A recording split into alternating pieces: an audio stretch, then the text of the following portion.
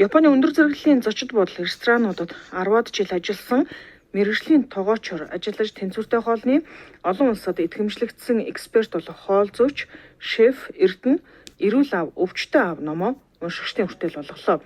Зохиогч энэ номороо сүүлийн 8 жил Япон, англи хэл дээр уншсан 100 гаруй орчин үеийн судалгааны баримтад бүтээл бестселлер номуудаас олсон мэдлэгээрээ 250 нүрт багтаан уншигчдын эрүүл мэндийн хөтөч болгохоор зорж инхүү бүтээлээ тойрвжээ.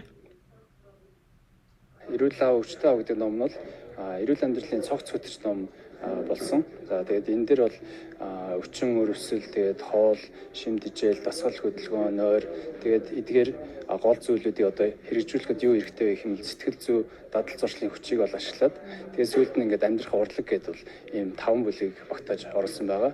За тэгээд энэ бол 2 аавын жишээн дээр хүмүүс бол эрүүл аавын өсөн дэвших сэтгэлгээг ингэж өөртөө хөвшүүлээд тэгээд ингээд амьдралаа эрүүлэр шийдэх, эрүүл амьдралын хэм маягийг өөртөө хөвшүүлэх тийм аргуудыг бол ном 2 аавын жишээн дээр бол ингэж авч бичсэн байгаа.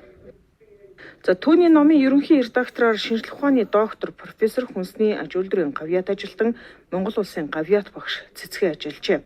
Номын зохиолч Эрдэнэ шефүү Эрдэнэ гэх нэрээр сошиал сувгаар олон нийтэд эрүүл зөв хооллолт, эрүүл амьдралын дадал хэвшлийг түгээдэг. Тэрээр 2012 онд Япон улсын Хагуро их сургууль, 2016 онд Сайтама мужуулан Токио хотын Дайто Бунка их сургуулийг дүүргэжээ. Япон улсын хөдөө аж ахуйн холбооны Natural Food координатор мэргэжил эзэмшиж олон улсад заах хэрэгтэй. За Япон улсын мэргэжлийн тогооч үнэмлэхдээ олон улсад өөрийгөө таниулж батлан харуулсан монгол хүмүүсийн нэг төлөөлөл юм а.